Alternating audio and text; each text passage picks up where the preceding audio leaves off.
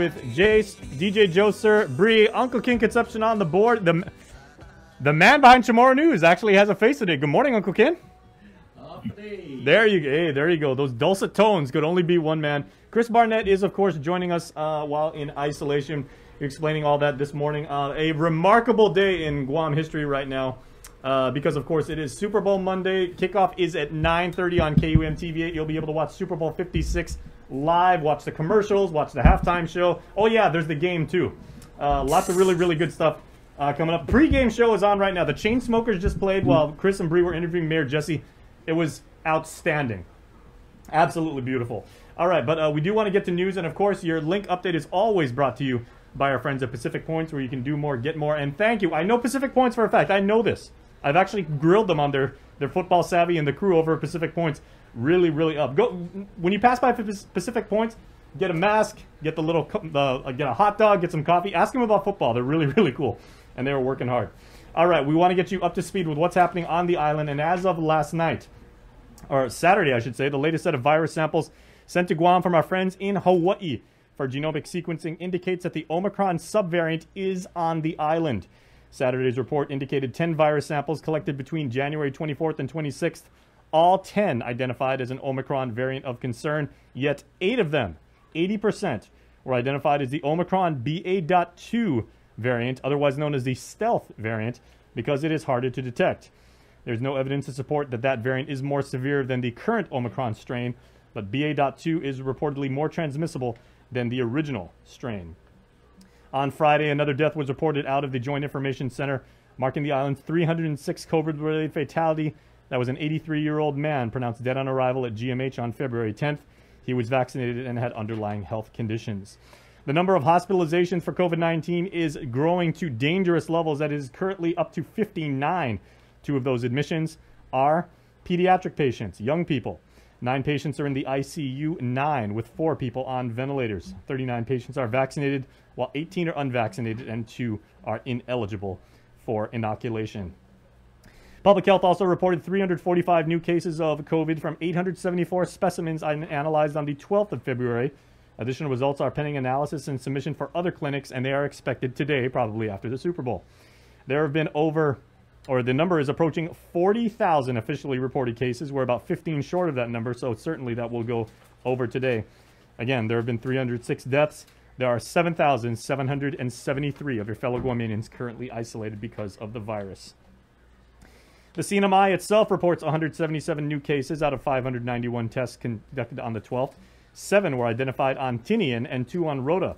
8 people are now hospitalized due to COVID, 2 unvaccinated and 6 vaccinated. 1 person is on a ventilator. The total case count for the NMI is 7,530. All right, well, even though Landon Aydlett, our good friend at the National Weather Service, he hails from South Carolina, or the Carolinas proper and everything like that. Not exactly Cincinnati or LA, but Landon, I would say, I've been to your office over at the NWS many, many times. You guys have a lot of computer equipment. There's a lot of monitors there. You guys have like radar. You guys have like all of, like the cool tech gear and everything. Please tell me there's at least 1 or 2 monitors free where you guys can watch a game. We have 2. One in the technician shop down the hallway, one in the forecast ops area. So there you go. We do have access to cable TV as needed. And so we'll be playing the game up here. Might have some food in the office. We will see. Hopefully a lot of food. Okay. Now, of course, I would dare say that, people in your line of work, they have a little bit of a connection to the West Coast because, the weather out there can be a little bit gnarly. Of course, you've got the fault lines. Those are your friends that work over the U.S. Geological Service. But who do weather people favor in this game? Are you guys going for the Bengals or the Rams? I don't even know where to even think about the weather service and where people pull. I would say probably the Rams. Very nice. Just a wild guess. Okay. Well, your predictions and I would say your forecasts as far as, the weather goes have been spot on. So if you were saying LA is a favorite, those of you listening and everything like that, you might want to side with Landon. Well, I really favor LA mainly because of the initials. It just really hits close to home for me. So, favoritism, I guess. Well, they do have home field advantage. So, whatever They're playing Well, at that's SoFi always Stadium a benefit. Not so much for UNC Duke recently. I think Duke smashed UNC at the UNC court. So it doesn't always happen, but once in a while you get lucky. And Well, then Coach K's smackdown. final game, and fittingly so. Yeah.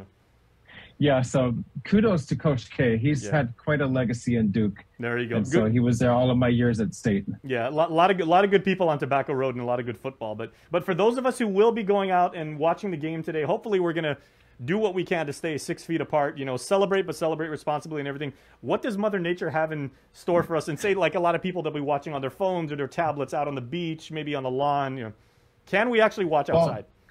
Mother Nature's trying to shake things up. About 6:29 this morning, you all felt the earthquake. I didn't feel it here in my office. I was moved around trying to get my stuff pulled together. 6.2. I did have some chats on my WhatsApp and Facebook Messenger. Many people felt it across the island. It was a 6.2. I see y'all shared it on your Facebook page.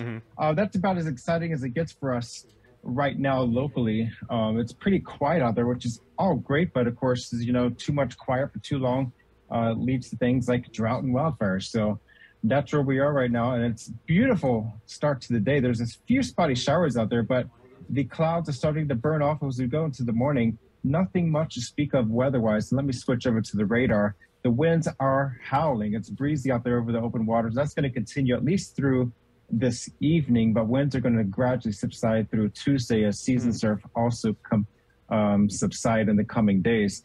Just as spotty showers passing primarily to our south. We might get a light shower or a sprinkle across parts of Guam, but certainly not everybody's going to see it because otherwise it is very dry. It's drier the farther north you go.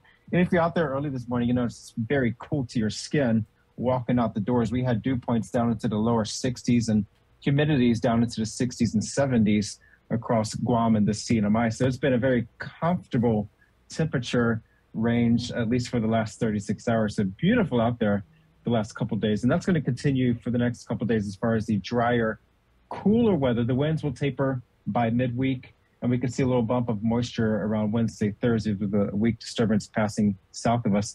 The heaviest stuff is all down here south near Palau and Yap, and of course, outer islands of Chuuk State, Pohnpei, and then towards Koh Shrai and the Marshall Islands. All that stuff's going to stay south and move on toward the west, keeping well south of us, and nothing much to speak of as far as any significant shear lines or frontal boundaries coming close to the Mariana Islands. So switch over to the slides, Jason. And real quick, Landon. So basically, what you're saying with your charts and everything like that is like, gentlemen out there, dudes, you have no excuse to not go out and buy flowers, buy chocolate, get the champagne and everything like that because you can't blame it on the rain today.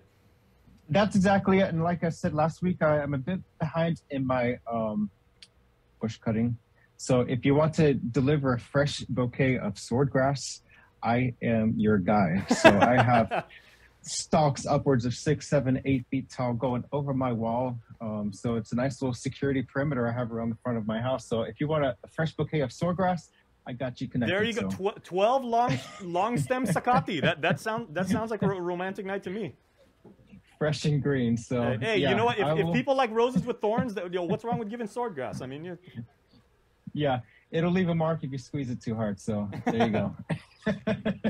So yeah, we're continuing with that theme. It's seas and surf season. So the seas and surf remain hazards across the region. We do have a small craft advisory for Guam and CNMI and a high surf advisory for north-facing reefs. But keep in mind the risk of rip currents is high for north and east-facing exposures. So it's going to be breezy today with morning showers passing by primarily to our south. That's going to be drying out and elsewhere across Micronesia. High surf advisories for Yap and small craft advisory for Yap and Pohnpei. The drought information statement continues to be issued. We updated that on Friday for the extreme drought in Welche in the Marshall Islands and for severe drought in Kwajalein. So the next slide, we're going to go right into the hazards because I do want to highlight those hazards specifically. That's this season surf. So highlighted areas, those are north-facing reefs. That's inclusive of East Agana Bay, Tumon Bay north-facing, upwards of Tingisan Beach and on around Retidian Point. And then for the high-risk rip currents, it's all east-facing shores and exposures, Paget Cave area, Marble Cave, Pago Bay, down towards Jeff's Pirates Cove, Telefofo Bay, and Inarahan. So avoid swimming over there unless you really know what you're doing or there's a lifeguard. Stay to lifeguarded beaches for ultimate safety because even like in Mataping Beach, that's a north-facing area as it's starting to curve more westward. the currents can be very strong over the bay with that water coming in over the reef, and then it's got to drain out at some point. So this currents, even close to shore, can be very strong. The next slide, that's 6.2 earthquake. That was well south of us. Certainly no tsunami warning or hazard with that event, but even a small quake can sometimes trigger underwater landslides in the right conditions. So we do have to watch out for that. So even if it's a small quake, we do watch out and monitor the gauges in case there's anything that goes awry. But there was a fairly shallow 6.2 magnitude quake, just typical for the trench region. We get these little tremors once in a while, almost weekly. So if you go to our Facebook page, it's been very busy. And again, it's very active to our south in the tropics and the shear line farther to the north, keeping season surf hazardous across the region. And that's going to be the theme, at least for a couple more weeks, as we start transitioning more to the drier part of the dry season and the less windy part. Then it's going to start heating up into March, April, May, with the wildfire dangers increasing March, April, May into June. And then the winds or the rains will start cycling in with the tut cells. That'll be in discussion probably in about 3 or 4 months when those upper level disturbances start passing through. This is just our seasonal pattern. So the current conditions, very comfortable out there, 75 degrees at Guam, 77 Saipan, 66 degree dew point in Saipan, and humidity is at 69%. So it's been very dry, very cool and comfortable, especially yesterday. We had that moisture near Guam, so it's keeping things a little bit more temperate for us.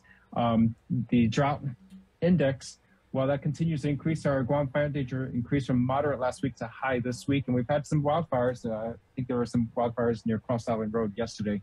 So keep an eye out for those, especially with these windy conditions. It will be increasingly more dangerous for fires. So if you're burning debris, please refrain from doing that or discard of it some other way. Or if you're driving and you pop that cigarette out your car window, refrain from doing that, because even a cigarette, something that simple, can ignite a wildfire. Also, I want to ask one thing, Landon, if I may interject real quick. You know, like you were saying that you're planning on doing some yard work, some bush cutting, and everything like that. With the Guam fire danger being currently high, right? I mean, we're right at that precipice where we could go to very high, where we could go back down, and like you said, it's very, very windy. So if something sparks up, it could blow it all the way across the field, and now you've got like a real dangerous problem, right? For people who are planning on mowing the yard, doing bush cutting, chopping down stuff and everything like that. Some people just kind of like, they leave the mulch out, like they bush cut over it, and they just kind of like leave like the dead grass and everything like that. Now seems like a really opportune time to actually just bag all that stuff up. Don't give the sparks anywhere like to start up and everything. Because otherwise, even if it is just like windy, that stuff could blow into your neighbor's yard, and it could just like make a big mess. That's exactly it. And if you ever think about burning, contact your local fire department, talk to them, gauge their response and their advice as far as burning debris, because they can give you some insight, but likely this is not a good time of the year to burn. So please refrain from burning the debris and anything else that you'd be cooking, especially if you're grilling. Keep an eye on the grill, because sometimes things get a little bit out of hand, especially at a Super Bowl party. So the winds over in our region, I got this highlighted area. That's for the strongest winds across the Mariana Islands. Those are 20 to 25 knot winds over the open waters. That's what's keeping our season surf elevated, and they're howling across the region. That's going to be subsiding in the coming days and gradually improving. But the season surf, again, we're looking at combined seas of 8 to 10 feet. That's hazardous for small craft across the region. They will be subsiding tonight into tomorrow to 6 to 8 feet. The wind waves will be choppy. So if you're going to be rowing, for example, from California to Hong Kong, not the best of conditions to be rowing out there today, but things will start subsiding through midweek with the winds subsiding as well. For the week ahead, not too bad. We have that slight disturbance passing by to our south on Wednesday, Thursday. It could give us a little uptick in showers. Otherwise, a beautiful week ahead of us to just enjoy the outdoors and this time of the year. All right. So once again, that's Landon Aydlett and his friends at the NWS. As we were saying, their forecasts and predictions and projections fairly spot on, and he's saying good weather for us today, but please be aware of the winds. And Landon saying go Rams. Yes. All right, we appreciate it, man. Thanks so much. Have a great day. All right, you too. Enjoy the game. We are going to go up north now to our correspondent in the Commonwealth of the Northern Mariana Islands, who I'm sure is at least with, I know, the many screens that he carries